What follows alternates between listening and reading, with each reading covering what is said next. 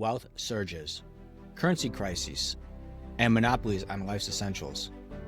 Han China's economic story feels startlingly current.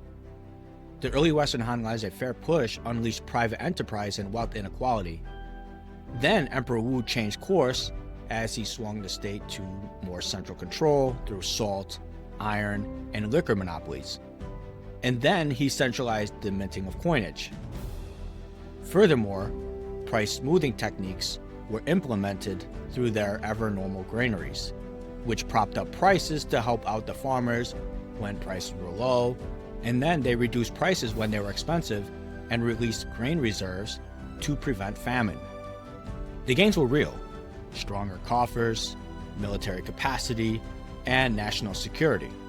But so were the trade-offs that included stifled innovation, a bloated bureaucracy, and simmering public resentment. Coin debasement, private minting, and Wang Mang's sprawling 28 currency experiment triggered counterfeiting, hoarding, in-kind payments, and an urban retreat, resulting in a monetary dark age. Then the counterswing was Emperor Gongwu's political reset and Emperor Ming's infrastructure reinvestments, which rekindled agriculture and trade. The Silk Road as we know it was still in its infancy, as land-sea networks dominated trade, especially through the Kushan Empire's lucrative middleman role. By the time Emperor Zhang consolidated the Eastern Han's Second Golden Age, silk functioned as a currency across Central Asia. Standards cut fraud, and safer routes unlocked scale for merchants. The through line was a pragmatic balance between markets driving efficiency and innovation versus state regulations to implement safeguards, stability, public goods, and strategic industries for national security. However, the Western and Eastern Han Chinese, just like modern economies, have shown that when trust in money cracks, the economy collapses, putting enormous pressure on governments. When control smothers enterprise, growth thins.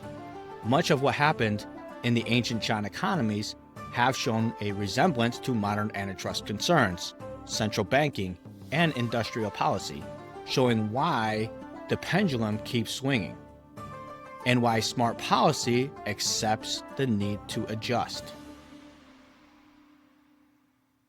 However, as the ancient Han Chinese were constantly fine-tuning their economic and governmental policies, the power of the eunuchs were growing throughout the generations. Eunuchs were present in the Chinese court as far back as the Shang and Zhou dynasties. Originally, their primary function was to serve as gatekeepers and attendants to the royal family. Eunuchs really started to step to the forefront when they began acting as advisors to emperors during the Eastern Han Dynasty, especially from 146 CE onwards. While records suggest eunuchs served in the Chinese court as early as the 2nd millennium BCE, their role went from being just gatekeepers to acting as counsel to emperors as they became prominent during the Eastern Han period. The eunuch's influence was the result of an ever-creeping power grab. As eunuchs grew more influential, they eventually made their way up the chain of command as they became advisors to the Eastern Han emperors, primarily because they were seen as loyal and trustworthy figures. Additionally, they lacked the potential for familial ambition or dynastic aspirations that could threaten the emperor's power. Their lack of descendants meant that they were thought to be less susceptible to corruption and nepotism. And their immediate access to the emperor's inner circle made them valuable intermediaries between the inner and outer court. Another potential reason was they were castrated and therefore may not have been a threat to get with the women of the palace. In other words, they wouldn't pose a jealousy factor, if that's what you want to call it. However, the official reason probably would have been the fact that since eunuchs were castrated, they could not have their own families or heirs, making them less likely to engage in power struggles or seek to usurp the throne. Consequently, eunuchs were given proximity to the emperors and the imperial women. giving them the unique access to the inner court and the ability to influence decision-making. Additionally, eunuchs were often used to counterbalance the power of other court officials and certain factions in the palace, thereby creating a system of checks and balances within the government. Eunuchs performed other duties as well, including managing the imperial household, and some even served as military commanders. While eunuchs were initially seen as loyal and trustworthy, the more power they grabbed, the more they were susceptible to corruption and abuse. Some eunuchs became so powerful that they were able to manipulate the court and even influenced imperial appointments. Thus, they were able to get allies within the government. Thus, they were able to get more allies inside the government, leading to even more power. Therefore, by the 2nd century CE, eunuch factions had become kingmakers in Luoyang, as they repeatedly manipulated weak emperors and dismissed scholarly officials. Now, weak emperors might be unfair, because when an emperor comes to the throne as a 12 or 13-year-old or even younger, can you really call them weak? They were either preteens or teenagers and were even as young as toddlers, so they were clearly inexperienced and probably quite naive because of their age. As eunuchs became counsel to these underage emperors, they were able to convince the emperors to appoint relatives and allies of the eunuchs to key posts, thus eroding its previous tradition of promoting individuals to key government positions through meritocracy. I am Mike D. If you like what you hear, please subscribe and follow to continue this journey through the fascinating evolution of money, banking, and trade across multiple civilizations. Emperor Shun's reign saw modest attempts at reform. In 131 CE, Emperor Shun founded a new national university to expand the previous imperial university complex to more than 1,800 rooms. The following year, students were selected from across the empire based on their literary knowledge. The university became a key institution for training bureaucrats that had decayed over the decades. Han generals briefly reasserted influence in Central Asia. However, in 127 CE, the general Ban Yung was removed from office on false charges, and the situation in Central Asia diminished again. People could clearly see that the empire's military strength was in steep decline, and many of the eunuchs' governmental policies were becoming irreversible. Emperor Shun wasn't even a teenager when he came to the throne, as he was probably about 10 years old, and therefore he failed to control the corruption among them and the other officials who jumped on the corruption bandwagon. In addition, because of his age, he also delegated significant power to his wife's family, the Liangs, who were themselves corrupt. Shun sat on the throne for 19 years.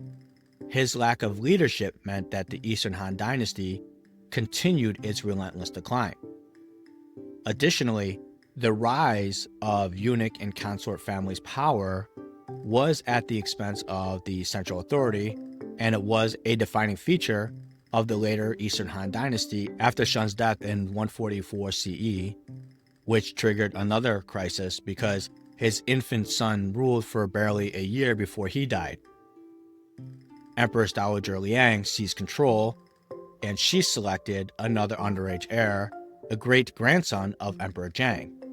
The boy Emperor Ji was murdered by poisoning in 146 CE by the powerful official Liang Ji. Liang Ji then convinced his sister, the regent Empress Dowager Liang, to put the 14-year-old Emperor Huan on the throne. Emperor Huan, another Jiang descendant, came under the Liang clan's control. He grew resentful of Liang Ji's authoritarian and brutal rule. In 159 CE, he allied with eunuchs to overthrow them. In the process, he slaughtered the Liang faction. However, this had an unintended consequence as it strengthened the eunuchs' control over the government. The eunuchs were now indispensable, and they were rewarded with government positions, wealth, and unchecked power. Huan's reign was marked by corruption and incompetence, either because he was just too young and inexperienced, or he was purposely given bad advice from the eunuchs. He ignored capable advisors, suppressed criticism, and in 161 resorted to selling minor government officials to replenish the treasury, a disastrous precedent, which some could say is happening in 2025 under the Trump administration. The powerful eunuchs used their position to illegally acquire vast landed estates, often through confiscation and seizures. This exacerbated the existing problem of wealthy landowners hoarding land, which ultimately deprived the imperial government of crucial tax revenue from small and independent farmers. This therefore increased the tax burden on commoners. To compensate for lost revenue and fund costly military campaigns, the government, under the influence of the eunuchs, imposed heavier taxes on the common people. This created severe economic strain on the peasantry, which was already vulnerable to crop failures, floods, and famine. It has certain similarities to modern United States from the disastrous tariff policy. This tariff policy has shifted the economic burden of the massive tax cuts that were given to the millionaires and billionaires through consumption taxes that is paid largely by the middle and working class to make up for the massive deficit caused by President Trump. Eunuchs exploited their control over the court to funnel state resources to themselves and their allies. Tell me that doesn't sound familiar. Their duties included overseeing the procurement of goods like food, medicine, and building materials, which offered many opportunities for embezzlement. It sounded like the breakup of the Soviet Union, when certain people close to the Communist Party were sold key assets for pennies on the dollar. Thus, the oligarchy was started. That doesn't include the outright bribery in Han China, when many top official posts were sold to the highest bidder. This practice not only increased the wealth of the eunuchs, but also allowed them to appoint their unqualified associates to powerful and lucrative positions, further entrenching their control and damaging the bureaucracy. Looking at these practices in Eastern Han China by the corrupt eunuchs eerily resembles much of the Trump administration's policies when dealing with certain government agencies. The middle and working class lose out while the wealthy dismantle the government, while also extracting resources and reducing government oversight for their personal gain. The eunuch seizure of land and wealth contributed to massive social and economic inequality.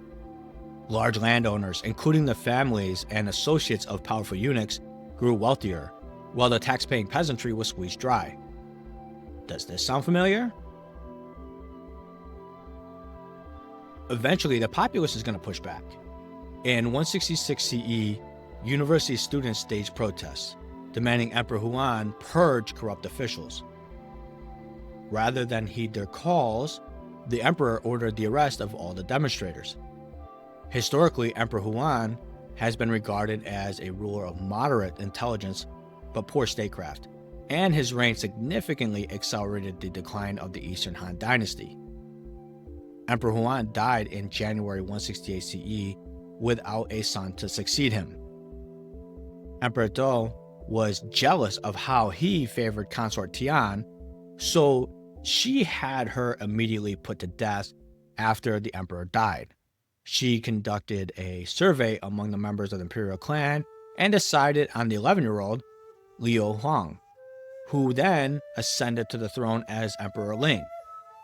On March 9, 168 CE, Emperor Huan was buried and given a temple, but this temple name was later revoked in 190 during the reign of Emperor Xian. But before Xian came to the throne, the disaster of partisan prohibitions occurred from about 166 to 184 CE, which saw eunuchs prosecute Confucian scholars and crippled state governance even further. The reason they were able to continue these terrible, self-dealing policies was The emperors continued to come to the throne at such a young age that they couldn't possibly rule the state. Underage emperors, for example Emperor Ling, who ruled from 168 to 189 CE, came to the throne when he was only 12 years old. Therefore, these underage kings continued to be figureheads, thus accelerating the decentralization of the state authority even more. On top of that, middle-class families vanished from records. This meant that the society had gaps between the ultra-wealthy and the rest of society that were growing even more. The small landowners, once the backbone of Han bureaucracy, were squeezed by heavy taxes and military conscription, causing them to fall into tenant status. Wealth concentrated in magnate clans that amassed estates but avoided direct oversight of farming. In addition, magnate families rarely managed production directly. Instead, tenant farming dominated with a typical 50-50 split, which meant that tenants typically surrendered half of their harvest to the landlords. But to make matters worse, the landlords implemented harsher terms for the tenants. For example, if landlords provided tools and animals, shares could rise to 70%, trapping peasants into debt cycles. While not legally bound, tenants had little mobility, thus this resembled a de facto serfdom. When Empress Dowager Dao installed Emperor Ling under her regency, she attempted to curb eunuch power, but failed dramatically because in 169 CE, the eunuchs massacred the Dao clan and therefore took full control of the kingdom. Under Emperor Ling, corruption worsened. To fund his decadent lifestyle and massive imperial construction projects, Emperor Ling began the unprecedented practice of openly selling government positions for money. Previously, officials were recruited based on merit through the civil service system, but by now, meritocracy was all but dead. But somehow, it got even worse. Once all the wealthiest officials bought the pieces of the pie, Emperor Ling realized that there wasn't enough people with cash reserves to continue this bribery scheme. So therefore, he offered titles on credit at double the original price. This allowed less scrupulous individuals to buy their way into power and then exploit the populace to pay their debt back. In other words, even more stress was put on the working class as the government was filled with corrupt, unqualified officials, so therefore investment wasn't possible. Consequently, it was purely an extraction operation at this point. These officials in turn levied heavy taxes on the peasants and ruthlessly exploited them to recoup their investments. Honestly, this doesn't sound all that much different than what private equity's been doing. They've been plundering American companies now for the past 30, 40 years. The eunuch faction wielded massive power under Emperor Ling. They oversaw imperial construction and a system of messengers that were sent about to regional officials where they were forced to pay bribes to them. Sounds like a mafia shakedown to me. With the dwindling number of independent farmers to tax, the central government lost its primary source of revenue, further exacerbating the empire's decline and centralizing power to local strongmen. But before that, Emperor Ling amassed vast personal wealth by diverting funds from the imperial treasuries. He built extravagant palaces and lavish gardens, including a replica of steppe nomad tents. In 177 CE, to make matters worse, the Han army suffered a crushing defeat against the Xianbei, a rising nomadic confederation.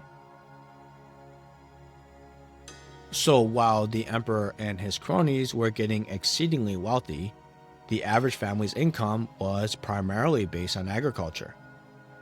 It wasn't all that long ago that many of these families had successful family farms. However, many middling families fell into debt to these wealthy landowners and were forced to become tenants or laborers, unable to compete with the powerful landowning elite. The government implemented severely regressive taxation policies as they demanded high taxes from the peasantry to fund its operations. But the system was plagued by tax evasion by the rich through corruption, especially under the influence of the powerful eunuchs. Then, to make matters worse, China was experiencing devastating floods, famines, droughts, and plagues, which further crippled their agricultural economy and made it difficult for peasants to produce food. Massive floods during the final centuries of the Han Dynasty were most likely part of the natural change in climate, but the Chinese had known this for literally centuries, if not millennia, so proper flood controls could mitigate part of the natural disaster. However, the government was a basket case, run by inept people who were looking to extract as much wealth as possible. Therefore, they neglected flood control along with other infrastructure projects. Does this sound familiar if you're an American in 2025? As it were, you can almost guarantee that when unqualified grifters get a hold of any government, disasters and then instability will follow. Eunuchs did not directly cause the floods, but their rise to power contributed to the corruption and government decay that led to catastrophic infrastructure failures that followed the floods. The main reason emperors could claim the right to rule was through the mandate of heaven. This concept had been around for well over 1,000 years by this point. The mandate of heaven was first introduced by the Zhou dynasty in 1046 BCE to legitimize their overthrow of the preceding Shang dynasty. Essentially, the mandate of heaven was a Chinese philosophical and political concept that provided the divine right to rule, asserting the ruler's authority was granted by heaven. Additionally, it was the philosophical basis for the rebellion against the Shang in 1046 BCE, as the people believed that they had the right to transfer power because the rulers became tyrannical and corrupt. To retain the mandate, a ruler had to govern honorably, nobly, and maintain harmony with the cosmos and the people. The loss of the mandate was indicated by obvious signs such as natural disasters, famines, or rebellions, which legitimized the overthrow of a dynasty and the rise of a new one. By 184 CE, these governments and market failures, along with natural disasters, ignited the Yellow Turban Rebellion, a major peasant uprising led by Taoist preachers. These preachers were a bit kooky, as they appeared to be faith healers, but when people are desperate, they will follow anything if it gives them hope. The Taoist community offered communal activities like fasting, musical performances, chanting, incense burning, getting the people into a trance-like state, and then offering sermons. The rebellion got its name because the rebels wore yellow headscarves. This was because the preachers believed in an impending apocalyptic change involving yellow skies, marking new governance, which inspired the color of their headwear. They also united followers across ethnic and gender lines. One of the first actions was to declare the Han's mandate of heaven is over. The rebellion was almost predictable, as the peasants had enough of years of poverty, famine, and heavy taxation. The people were starving while the rich lived lavishly, and therefore the rebels had been pushed to the brink and attacked government officials and garrisons. The Han government was dysfunctional and therefore struggled to respond effectively due to internal divisions and outright corruption. There were also power struggles between eunuch and imperial families, which obviously resulted in a decline of central authority. The fact is, the central government found it difficult to respond, but this kind of proved the rebels' point for the rebellion. Nearly the whole point of the government at this time was grift and corruption. One of the main goals of the rebels was to re-establish order by overthrowing the corrupt and weakened Han government. However, the rebels were unable to overthrow the Han, as it took about a year for the government to get itself together, and therefore they were able to put down the rebellion. Although it was suppressed within a year, the rebellion significantly shattered imperial authority and is seen as a major turning point in Chinese history.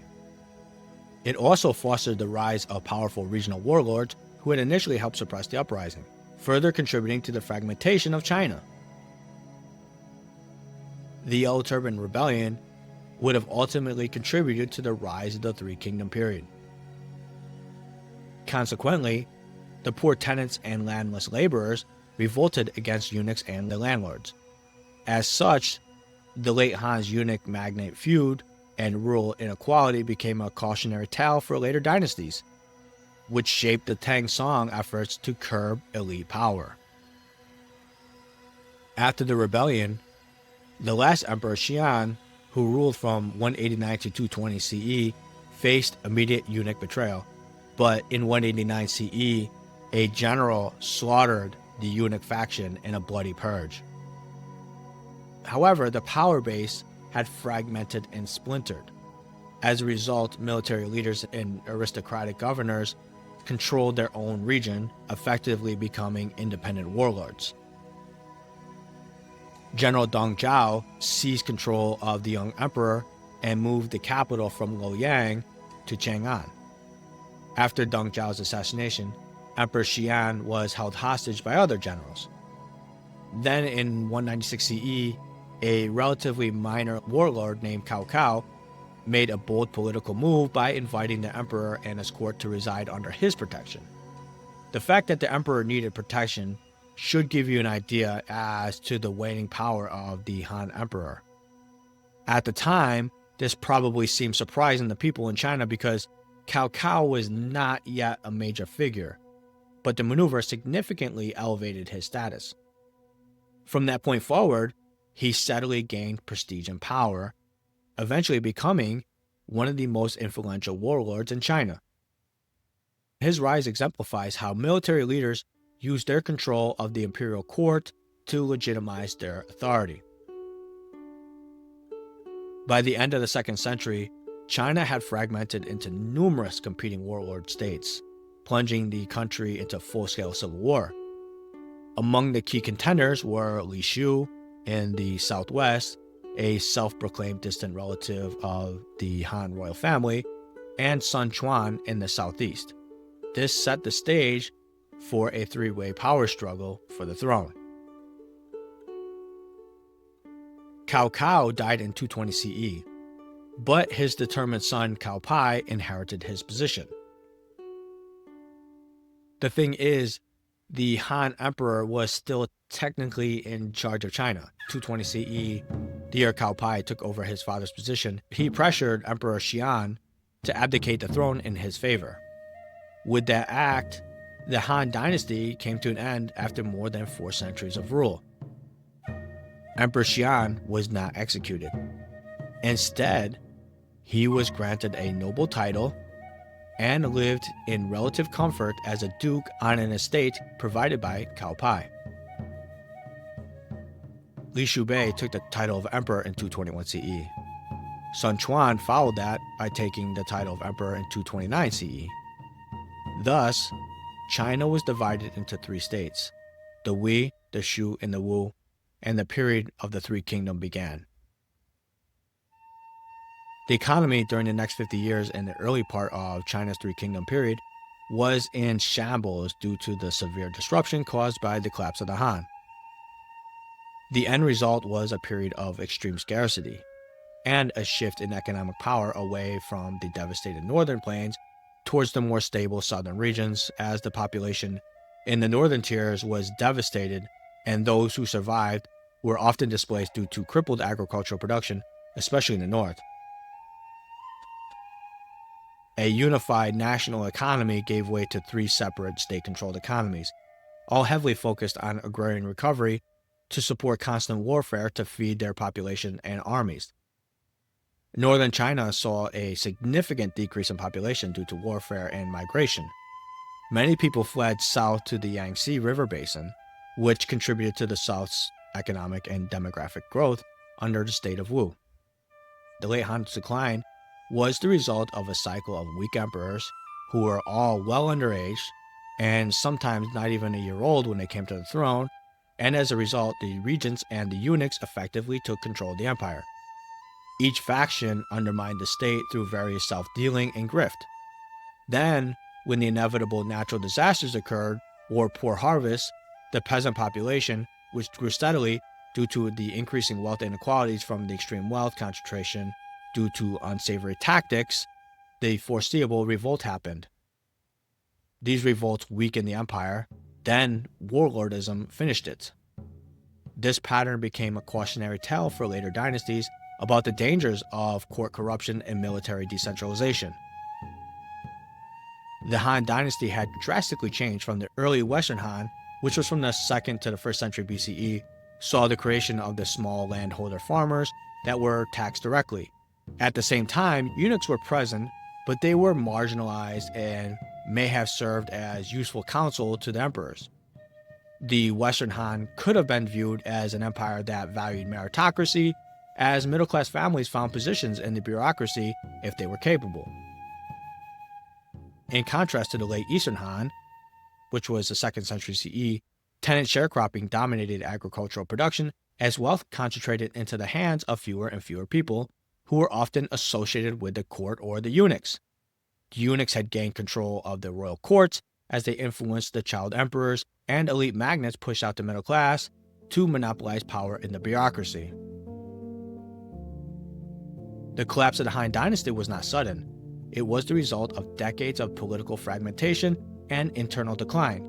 Yet, despite its eventual fall, the Han era is widely regarded as one of the golden ages of Chinese history, and rightfully so, because under Han rule, China experienced vast territorial expansion, stretching from Korea to the east to Vietnam and the south, and deep into Central Asia, reaching as far as present-day Kazakhstan. The economy flourished, driven by booming production in silk, iron, and ceramics, and by the growth of long-distance trade through foreign middlemen. One of the dynasty's most lasting legacies was the development of the Silk Road, which ended up connecting China to Europe and would be a major driver for facilitating cultural and commercial exchange over the next millennia. The Han period also saw tremendous advancements in philosophy, literature, science, and the arts. Many influential texts and ideas from this era are still preserved and studied today. Thanks to these achievements, the Han dynasty became viewed as a classical age of Chinese civilization, if not human civilization, an enduring model for future generations of Chinese business leaders, engineers, and intellectuals. I want to thank you for taking your time to listen or watch this episode, and hopefully the episodes prior. This wraps it up for ancient China. Up next, we will get into Greek histories. If you like what you hear and want to donate to the show, you can visit us at patreon.com/historyofmoneybankingtrade, or you can visit our website at moneybankingtrade.com. Thank you very much. Talk to you soon.